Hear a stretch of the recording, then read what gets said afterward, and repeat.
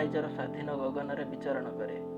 ଆଉ କେବେ ପୁଣି ତା ମନ ଉଡ଼ନ୍ତା ପକ୍ଷୀଟେ ପରି ଉଡ଼ିଯାଇ ବସା ବାନ୍ଧେ କେଉଁ ବିଦେଶୀ ଦୁନିଆର ଭିନ୍ନ ଏକ ବୃକ୍ଷ ଡାଳରେ।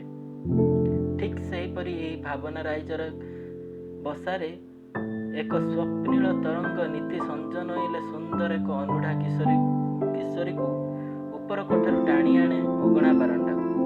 ସଦ୍ୟ ଯୌବନର ଫୁଟନ୍ତା କଡ଼ିଟି ମନ ପ୍ରାଣ ଓ ଶରୀରକୁ ଏକାକାର କରି ଅପଲକ ନୟନରେ ଅକନିଷ୍ଠ ଦୃଷ୍ଟି ଦେଇ ଚାହିଁ ରହେ ସେ ଉର୍ଦ୍ଧ୍ୱ ଆକାଶର ଚନ୍ଦ୍ରମାକୁ।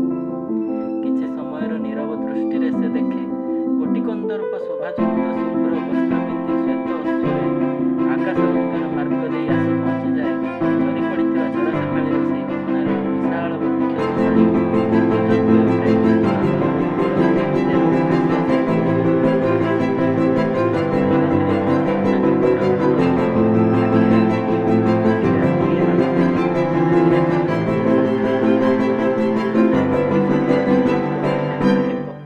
ଆତ୍ମାର ହେବ ଏକ ଅଭିନ୍ନତା। କିନ୍ତୁ ବିଧି କାହାରି ଶିରି ସହେନି। ଏହା ହେଉଛି ବିଡ଼ମ୍ବନା। ଠିକ୍ ଏହି ମଧୁଜର ମିଳନର କେଇ କ୍ଷଣ ପୂର୍ବରୁ ହଠାତ୍ ଡାକ ଆସେ, ଜଳସା ପାଇଁ ବାବୁମାନେ ଆସିଲେଣି। ଦେଇ କହିଲେ, ଜଲ୍ଦି ଆସି ପ୍ରସ୍ତୁତ ହୁଅ। ଆଜି ଘୁଙ୍ଗୁର ପିନ୍ଧିବାକୁ ଭୁଲିବନି।